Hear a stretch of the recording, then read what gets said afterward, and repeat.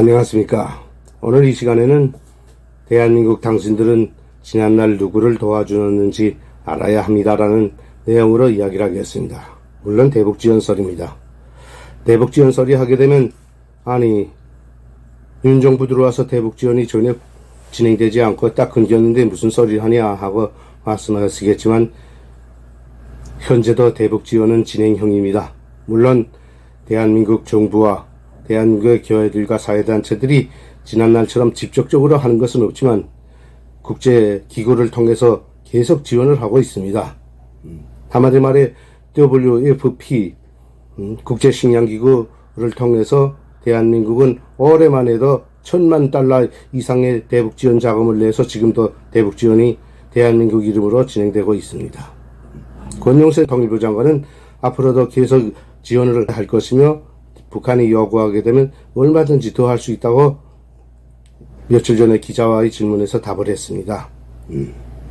그리고 대북지원 문제 하게 되면 일부 사람들은 탈북자들은 대한민국으로 도망쳐와서 자기들만 배불리 잘 먹고 잘 사니까 북한에서 굶주리는 형제들을 좀 도와주는 데 대해서 매우 어린 생각하고 하지 말라고 하는 나쁜 사람들이라고 몰아주는 사람도 있고 또 탈북자들이 하는 소리는 다 뻥이라고 거짓말이라고 어거지를 쓰는 분들도 있기 때문에 오늘 저는 고난의 행군 시기에 대북지원 물자와 관련해서 저희 가족에서 제가 직접 겪었던 이야기 하나를 신뢰를 들면서 이야기를 하겠습니다. 제가 여기 한국에 올 때 외국에서부터 데리고 온 저희 막내는 북한에서 고난의 행군 시기인 1990년대 말 제일 어려운 시기에 태어났습니다. 그런데 그때 저희 아내가 나이가 많아서 노산을 해서인지 젖이 거의 나오질 않아서 막내는 태어나서부터 계속 배가 고프다고 울어댔습니다. 배고파 울어대는 어린 자식을 바라보는 마음이 부모로서 찢어지는 듯 아팠지만 나라가 굶주리는 시기라 또 사람들이 푹푹 굶어 죽어 나가는데 어디 가서 젖동량을 할 수도 없고 두 눈 뻔히 뜨고 막내를 굶겨 죽이는 줄 알았습니다. 근데 일이 되려니까 하루는 질려서 담당 의사가 찾아와서 요즘 시장에서 가루 우유가 팔린다고 하는데 한번 나가 알아보시라고 하기 때문에 저는 한 달을 멀어서 옷을 주워 입고 서평양 장마당으로 나갔습니다. 나가서 장마당 안을 한 서너 바퀴를 돌면서 아무리 찾아봐야 가루우유라고 생긴 건 찾을 수가 없는 겁니다. 그래서 마음씨가 좋아 보이는 한 아주머니에게 다가가서 조용히 아주머니 갓난아기들을 먹일 가루우유가 팔린다는데 어디서 파는지 좀 알려주십시오 하고 물었습니다. 그러자 그 아주머니는 나를 자세히 훑어보면서 가루우유요? 그런 것도 있나? 근데 그런 건 왜 찾아요? 하고 다시 되묻는 겁니다. 그래서 저는 저희 집사람이 해산을 했는데 젖이 너무 없어서 참 안타까워서 그러니까 알면 좀 도와주십시오 하고 간절히 부탁을 했습니다. 그러는 내가 믿음직해 보였던지 그 아주머니는 자기가 이제 주소를 알려주겠으니까 그 집에 가서 자기가 보내서 왔다고 하면 도와줄 거라고 합니다. 그 아주머니가 알려준 주소대로 찾아가서 문을 두드리자 주인 아주머니가 나옵니다. 저는 인사를 하고 장마당에 누구 소개로 왔다고 말하고 필요한 사정을 이야기하니까 집 안으로 들어오라고 합니다. 집 안으로 따라 들어가니까 아주머니가 어떤 가루 우유가 필요하냐고 묻기에 어린 애기들을 먹이려고 합니다 하고 답을 하자 애기가 몇 달이 됐냐 또 묻습니다. 그래서 태어난 지 한 달째 된다고 하자 좀 앉아서 기다리라고 하고는 윗방으로 올라가더니 통조림 통 여러 개를 들고 내려와서 내 앞에 내려놓으며 애기들의 달수별로 먹일 우유가 다 있으니까 종류별로 골라보라고 합니다. 저는 난생 처음 보는 분유통을 들고 설명서를 보니까 덴마크 상품인데 북한에서 이제 단마르크라고 하는데 정말 달별로 먹이도록 설명이 잘 되어 있었습니다. 그래서 나는 한 달부터 2개월째 되는 애들을 먹일 우유 한 통을 골라주면서 값을 물어서 지불해주며 아주머니 우리 집 사람이 젖이 없어서 계속 이 가루우유를 먹여야 할 것 같은데 그것이 가능할까요? 하고 묻자 그 아주머니는 아마 가능할 거예요. 우리 집에 있는 것만 해도 6개월 된 아이까지는 먹일 수 있으니까 걱정할 거 없어요 하고 장담을 합니다. 저는 재차 사실 저는 이런 걸 처음 보는데 어떻게 이런 좋은 것이 들어와서 팔립니까?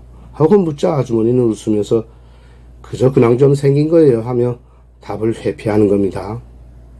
그래서 저는 그래요 하고 아주머니 저는 오늘 제가 돈을 조금 가져와서 우선 한 통만 가져가겠는데 내일 또 와도 되죠? 하고 묻자 아주머니는 그러라고 답을 하기에 인사를 하고 집을 나와서 그 다름으로 해서 외화상점에 가서 외화상점 하면 저 이제 바꾼 돈 외화를 줘야 싸는 상점입니다. 이제 일반 국내 상점에는 아이들 젖병이 없어서 외화상점에 가야 쌀 수 있거든요. 외화상점에 가서 젖병을 싸가지고 와서 그날 저녁부터는 저희 막내는 배고픔을 면했습니다. 그 후에도 이제 자주 그 집에 가서 가루우유를 싸우면서 농담도 주고받는 사이가 돼서 이제 하루는 내가 아주머니에게 집주인님이 외국에 자주 다니시는 모양입니다 하고 물었습니다.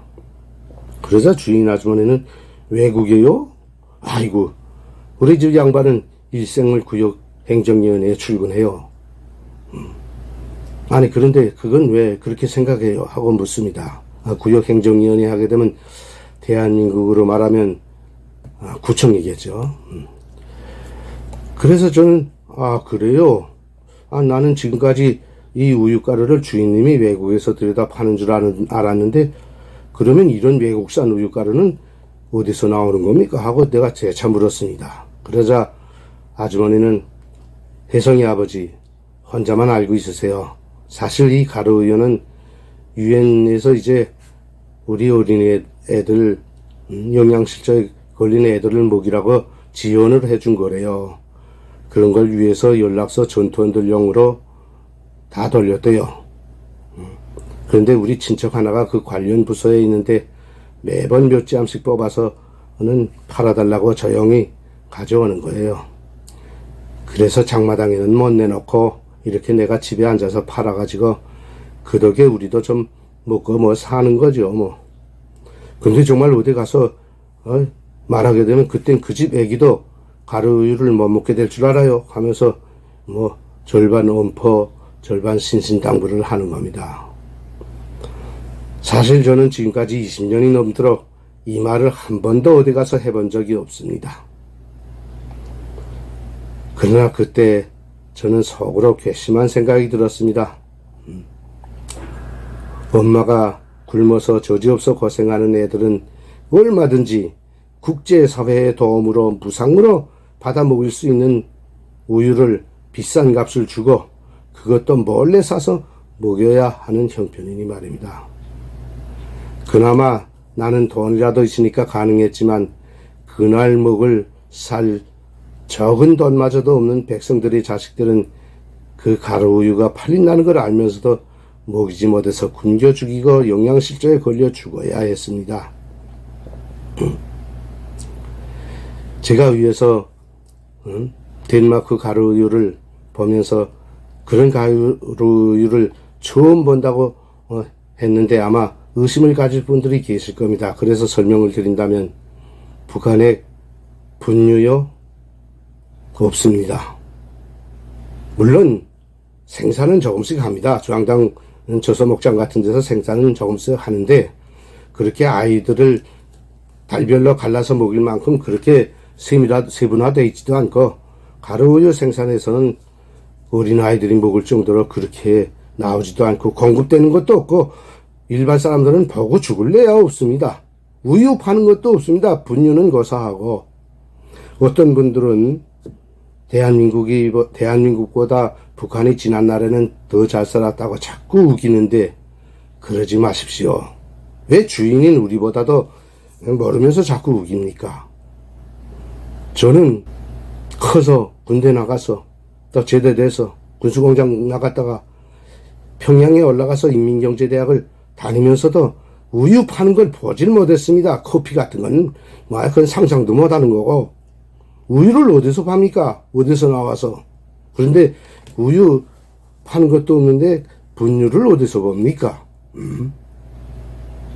물론 대한민국 분들은 지난날 GDP를 놓고 북한이 더 잘 살고 더 발전했다고 하는데 그럴 수는 있겠습니다. 북한이 일제로부터 물려받은 기초공업적 토대가 있었고 또 지하자원도 캘 수 있는 그 준비가 다 되어 있고 일본 사람들이 캐 먹던 거니까 그리고 전기도 흔했고 그러니까니 공업 생산액은 대한민국보다 훨씬 높았다는 것만 인정합니다. 그런데 그것이 국민들이 잘 살고 못 살고를 결정하는 숫자는 아닙니다. 제가 30살이 다 될 때까지 우유 파는 걸 못 봤다고 하게 되면 믿겠습니까? 아직도 못 믿겠습니까? 그래도 북한을 다 안다고 하면 안 되는 겁니다. 사실 저는 오늘 이 방송을 돈이 없어서 그 가루우유가 팔린다는 걸 알면서도 싸먹지 못하고 죽어간 수많은 북한 어린이들에게 죄를 지은 마음으로 이 방송을 합니다.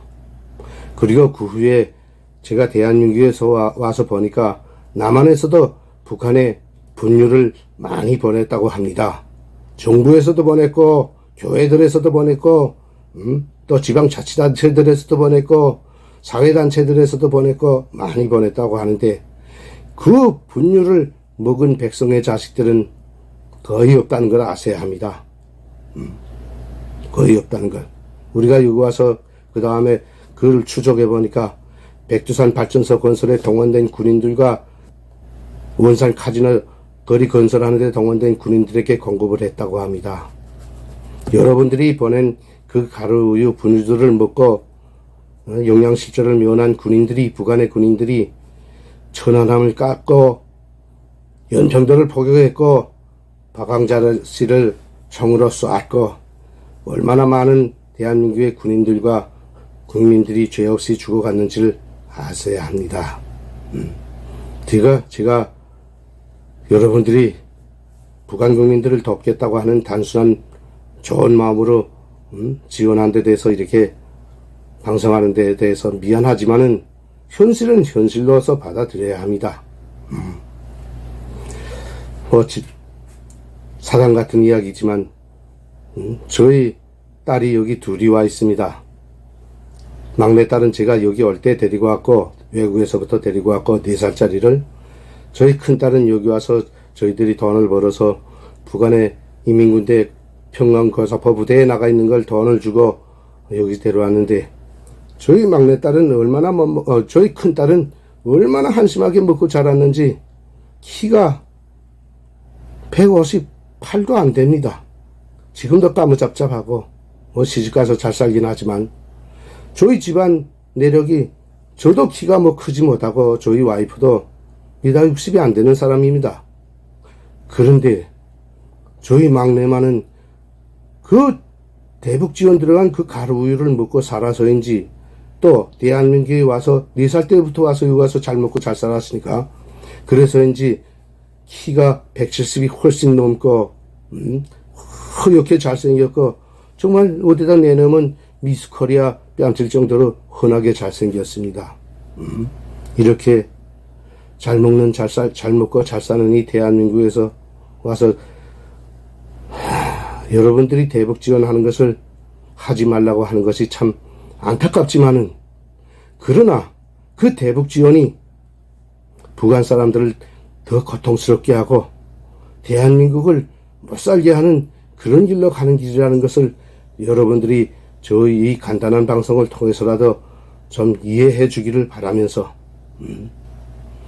독재자만 살려주지 않는다면야 저희들이 왜 그걸 막겠습니까? 저도 제 재산을 다 털어서라도 퍼주고 싶은 심정인데 제가 왜 이런 가슴 아픈 말을 여러분들에게 하겠습니까? 그러니까 여러분들 저희 방송을 들으시고 탈북자들의 말을 좀 이해해 주길 바라면서 오늘 방송은 마치겠습니다. 감사합니다.